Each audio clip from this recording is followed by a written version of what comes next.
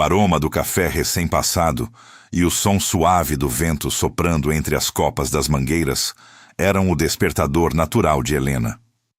No sítio Recanto do Sol, a vida pulsava em um ritmo que as cidades barulhentas jamais seriam capazes de entender. Para ela, aquela terra não representava apenas um patrimônio. Era o próprio sangue de seus antepassados correndo sob seus pés descalços na terra vermelha. Helena cresceu observando as mãos calejadas de seu pai, seu Bento, cuidarem de cada semente como se fosse um tesouro precioso. A conexão entre os dois era profunda, forjada no silêncio do trabalho árduo e no amor incondicional por aquele horizonte que parecia abraçar a casa principal. Seu Bento era um homem de poucas palavras, mas de uma honra inabalável, um pilar que sustentava a história da família naquele vale fértil. No entanto, a solidez desse mundo desmoronou em uma tarde cinzenta quando o coração valente de seu Bento parou de bater para sempre. O falecimento repentino do patriarca deixou um vazio absoluto, não apenas nos cômodos da casa de madeira, mas na própria alma de Helena. Enquanto o luto ainda pesava sobre seus ombros como uma manta de chumbo, a atmosfera no Recanto do Sol começou a mudar drasticamente. Antes mesmo que as flores sobre o túmulo de seu pai murchassem, a sombra da ganância se manifestou. Irene, a madrasta que sempre manteve uma fachada de cordialidade, revelou sua verdadeira face cruel. Ao lado de seu filho Ricardo, um homem cujos olhos refletiam apenas o brilho do interesse e as sombras de suas próprias dívidas de jogo, ela convocou uma reunião que mudaria o destino de Helena. Com uma frieza que gelava a espinha, Irene colocou sobre a mesa de jantar um documento amarelado e assustador. Era um suposto testamento oficial, indicando que a totalidade das terras, da casa e do gado ficariam para ela e seu filho Ricardo. Helena sentiu o chão desaparecer sob seus pés. Como seu pai, que sempre pregou a justiça e a proteção da filha única, poderia tê-la deixado tão desamparada. Ricardo, exibindo um sorriso de escárnio que não escondia sua arrogância, informou que ela não tinha mais nenhum direito legal sobre a propriedade. A humilhação foi completa quando Irene, sem qualquer traço de compaixão, deu a Helena um ultimato cruel. Ela tinha exatamente 24 horas para recolher seus poucos pertences e desaparecer do Recanto do Sol. A casa onde ela dera seus primeiros passos estava agora sob o domínio de estranhos que agiam como abutres sobre uma herança sagrada. O dia da partida foi marcado por uma chuva torrencial, como se o próprio céu também estivesse lamentando a profunda injustiça que ocorria naquelas terras. Helena, com o coração partido, mas mantendo a cabeça erguida, caminhou em direção à porteira. Ela carregava apenas uma pequena mala e um item que Irene e Ricardo desdenharam como lixo velho. Uma mala de couro desgastado que pertencera ao seu avô décadas atrás. Ricardo fez questão de acompanhar Helena até a saída, caminhando sob um guarda-chuva, enquanto ela se encharcava sob a tempestade. Ao chegarem à grande porteira, o som metálico do cadeado sendo fechado ecoou pelo vale como um veredito final para os sonhos da jovem. Pelo vidro da varanda, Irene observava com uma taça de vinho na mão, um sorriso de vitória, enquanto Helena atravessava o lamaçal. O desprezo nos olhos de Ricardo era evidente, mas ele não percebeu a chama de determinação que se acendia nos olhos da jovem herdeira. Ela não estava apenas saindo, ela estava prometendo que aquela porteira voltaria a se abrir para ela. Helena chegou à cidade grande exausta, com as roupas úmidas coladas ao corpo e a alma ferida. Ao se acomodar em uma pensão pequena e impessoal, ela começou a desfazer o pouco que trouxera. No entanto, ao manusear a velha mala de couro de seu avô, algo estranho chamou sua atenção imediata. O peso parecia distribuído de forma irregular. Ao passar a mão pelo forro interno, no fundo da estrutura rígida, Helena sentiu algo sólido e metálico. Havia um fundo falso ali, algo que nenhum dos invasores do sítio teve a curiosidade de verificar antes de expulsá-la. Antes de continuarmos, inscreva-se no canal e nos conte nos comentários de onde você está assistindo. Com os dedos trêmulos, ela percebeu que a mala guardava um segredo guardado há muito tempo, algo que poderia ser a chave definitiva para desvendar o mistério que envolvia o testamento de seu pai e restaurar a verdade sobre o futuro do Recanto do Sol. A cidade grande era um monstro de concreto que parecia devorar as parcas esperanças de Helena a cada novo amanhecer cinzento e barulhento. Longe do aroma reconfortante da terra molhada e do canto melodioso dos pássaros que marcavam suas manhãs no sítio Recanto do Sol, ela se viu mergulhada em uma rotina exaustiva de subempregos que pareciam sugar toda a sua vitalidade. Helena trabalhava como garçonete em um restaurante apressado durante o dia e aceitava faxinas pesadas em escritórios desertos durante a madrugada. Cada centavo economizado era contado com um desespero silencioso e guardado em uma caixa de sapatos, sob a cama de sua pensão humilde e impessoal. Enquanto esfregava o chão frio da metrópole, as lembranças do sítio a assombravam constantemente, tornando a saudade uma dor física quase insuportável que lhe apertava o peito a cada suspiro. A imagem de seu pai, com seu chapéu de palha e seu olhar sempre sereno, era a única coisa que a impedia de desistir da própria vida. Certa noite, após um turno particularmente desgastante, onde a humilhação dos clientes pareceu ecoar as palavras cruéis proferidas por Ricardo, Helena chegou ao limite absoluto de suas forças. Sentada no chão do quarto minúsculo, ela encarou a velha mala de couro de seu avô, o único elo físico que restara de seu passado e de sua identidade. Movida por uma intuição repentina e uma urgência que ela mesma não conseguia explicar, decidiu examinar a peça com mais cuidado, percebendo que o peso da estrutura não condizia com o seu interior vazio. Com uma faca de cozinha desgastada, ela começou a descosturar delicadamente o forro interno, que parecia muito mais rígido do que o material original. Suas mãos tremiam intensamente, e o suor frio escorria por sua testa quando a lâmina encontrou uma resistência de madeira fina sob o tecido. Ao remover a divisória escondida, seus olhos se arregalaram diante do que encontrou naquele segredo preservado. Escondida no fundo falso daquela mala histórica, repousava uma pequena chave de latão, pesada e de brilho opaco, acompanhada de um bilhete cuidadosamente dobrado e amarelado pelo tempo. Ao abrir o papel, Helena reconheceu imediatamente a caligrafia firme e elegante de seu Bento, um traço que ela conhecia melhor do que a própria assinatura. Era uma mensagem enigmática, um conjunto de referências geográficas e nomes que apenas alguém criado sob o teto daquela família e que conhecia cada palmo daquelas terras poderia compreender. No fim do bilhete, uma frase direta atingiu Helena como um raio de esperança. A verdade é como a semente, minha filha. Ela pode ser enterrada pela maldade, mas sempre encontrará o caminho para a luz. Aquilo não era apenas um objeto. Era a última linha de defesa que seu pai havia construído com sabedoria, prevendo a tempestade de ganância que Irene e Ricardo demonstrariam após sua partida. Seguindo as pistas deixadas no bilhete, Helena localizou o Dr. Arnaldo, um tabelião aposentado que fora o confidente mais próximo de seu Bento durante décadas de amizade sincera. Encontrá-lo em sua pequena e modesta residência no subúrbio foi como reencontrar um pedaço vivo de seu próprio pai.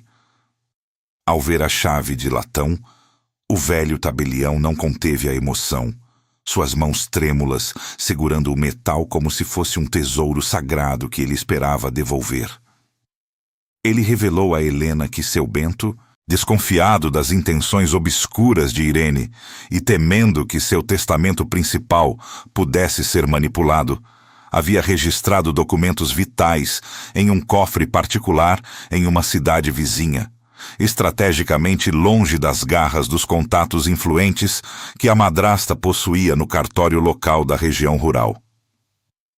A viagem até o cofre foi cercada de uma tensão palpável e de uma expectativa que fazia o ar parecer pesado. Quando finalmente giraram a chave na fechadura metálica e antiga, o tempo pareceu parar por alguns segundos.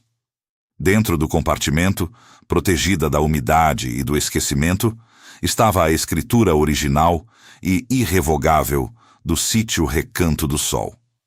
O documento era claro e juridicamente incontestável.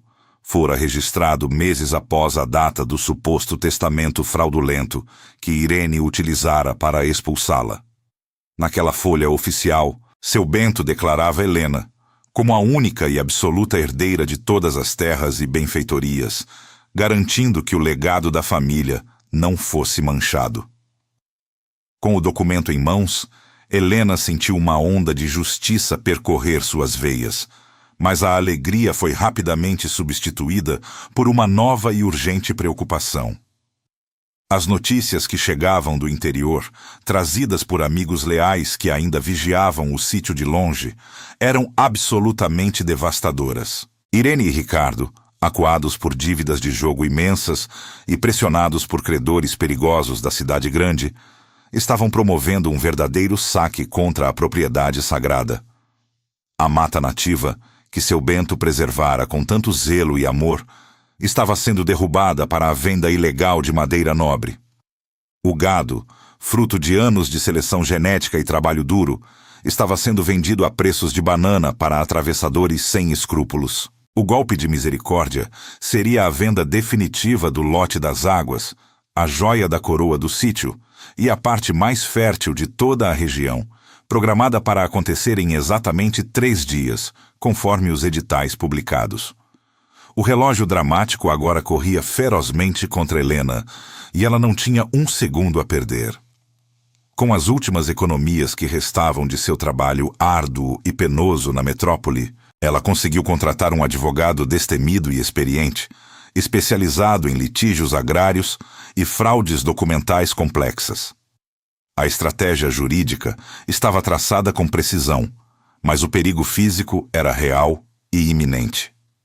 Irene, antecipando que Helena poderia tentar algum movimento desesperado para retomar o que era seu, havia cercado a entrada principal do Recanto do Sol com capangas armados e vigias agressivos. A porteira que um dia fora o símbolo máximo de acolhimento e paz, agora era uma barreira de violência e medo. Helena sabia que seu retorno triunfal não seria apenas uma questão de apresentar papéis em um tribunal, mas um confronto direto e perigoso contra aqueles que tentaram apagar sua história e destruir o sonho de seu pai. A noite estava sem lua e o ar pesava com uma umidade densa quando Helena finalmente retornou às fronteiras do Sítio Recanto do Sol. Ela não utilizou a estrada principal, onde sabia que os capangas de Irene mantinham uma vigília constante e violenta. Em vez disso, guiada pela memória afetiva de sua infância, ela seguiu por trilhas antigas e quase esquecidas, caminhando por entre a mata fechada que sua madrasta ainda não tivera tempo de devastar. O som de seus passos sobre as folhas secas era abafado pelo pulsar frenético de seu coração, uma mistura de medo e uma determinação que beirava o sagrado. Ao chegar a uma clareira elevada, o choque a paralisou por instantes. Onde antes se erguiam imponentes jacarandás e árvores centenárias, agora havia apenas tocos solitários e o cheiro acre de terra revirada. A ganância de Ricardo e a pressa de Irene em monetizar o patrimônio alheio haviam deixado cicatrizes profundas na paisagem. Helena chorou silenciosamente, não de fraqueza, mas de uma fúria contida que agora servia como seu único e inabalável combustível para o confronto final. Na manhã seguinte, o ar no pequeno cartório da cidade estava saturado pelo perfume caro e enjoativo de Irene, e pela ansiedade mal disfarçada de Ricardo, que não parava de batucar os dedos sobre a mesa de carvalho. Eles estavam acompanhados por um comprador de semblante obscuro, prontos para assinar a venda do lote das águas. o coração pulsante e a área mais fértil da propriedade. O comprador já segurava a caneta com desdém quando a porta se abriu com um estrondo suave, mas definitivo. Helena entrou no recinto, ladeada por seu advogado e carregando a aura de quem já não tinha mais nada a temer. O silêncio que se seguiu foi cortante. Irene tentou soltar uma risada de desprezo, chamando-a de indigente e invasora. Mas as palavras morreram em sua garganta quando o advogado de Helena depositou sobre a mesa a escritura original e o laudo de autenticidade recuperado do cofre secreto de seu Bento. A tensão jurídica no recinto tornou-se quase elétrica. O tabelião local, um homem que passara anos evitando conflitos com a elite da região, começou a comparar os documentos com as mãos visivelmente trêmulas. O suposto testamento que Irene utilizara para usurpar a propriedade e expulsar a enteada começou a desmoronar diante da clareza da escritura posterior, devidamente registrada, com todas as garantias legais e irrevogáveis. Quando o tabelião confirmou, com a voz embargada pela gravidade do momento, que o documento apresentado por Helena era a única vontade legítima de seu Bento, o pânico se instalou no rosto de Irene. Sua máscara de sofisticação derreteu em segundos, revelando uma mulher desesperada e consumida pela própria armadilha. Ricardo, o filho que tudo aceitava em nome da herança fácil, empalideceu ao perceber que as dívidas de jogo que o sufocavam agora seriam sua sentença definitiva de ruína. Não houve espaço para súplicas ou novas mentiras. Helena não estava ali para negociar o que era seu por direito de sangue e de amor à terra. Acompanhada por oficiais de justiça e uma viatura da polícia, ela seguiu em direção à porteira do sítio em uma procissão de justiça que parecia purificar o caminho. Ao chegarem, os vigias armados, percebendo que a autoridade da lei agora pesava contra eles e que o jogo havia virado, dispersaram-se como sombras ao amanhecer. Helena saltou do carro e caminhou até o cadeado que um dia a impedira de entrar em sua própria casa. Com um gesto firme, ela não precisou de chaves. A ordem judicial era a ferramenta mais forte que já empunhara em toda a sua vida. A porteira rangeu ao abrir, um som que para Helena ecoou como um grito de liberdade que seu pai sempre desejara para aquelas terras. A cena na varanda da casa principal foi o ato final de uma tragédia que Irene mesma escrevera com sua ambição desmedida. Helena ordenou que eles saíssem imediatamente, permitindo que levassem apenas o que vestiam e seus objetos pessoais, exatamente como ela fora obrigada a fazer sob a chuva impiedosa meses atrás. Ver a madrasta descendo os degraus de madeira, os mesmos que seu Bento polia com tanto orgulho, foi o sabor amargo e necessário da reparação histórica. Irene não ousou olhar para trás, seus ombros curvados sob o peso da derrota absoluta e da humilhação pública. Ricardo seguia logo atrás, um espectro do homem arrogante que um dia se sentira dono do mundo. Eles partiram a pé pela estrada de poeira, expulsos não pela força bruta, mas pela verdade que a velha mala de couro guardara tão fielmente. Sozinha na varanda, Helena respirou o ar puro, que agora cheirava a recomeço e esperança. Ela caminhou lentamente pelos campos, sentindo a textura da terra sob seus pés e prometendo a cada árvore que restava que o recanto do sol voltaria a brilhar com o esplendor de outrora. Ela iniciaria a restauração da mata nativa, replantaria os sonhos de seu pai e honraria o legado da família com um trabalho digno. O ciclo de destruição havia terminado. Helena parou diante da porteira ao amanhecer, o sol pintando o céu de tons dourados, enquanto segurava a escritura contra o peito como se fosse um escudo. Ela era a guardiã, a herdeira e a alma daquela terra. Enquanto observava a silhueta de Irene sumir definitivamente no horizonte, Helena soube que a semente da justiça finalmente havia encontrado o seu caminho para a luz eterna.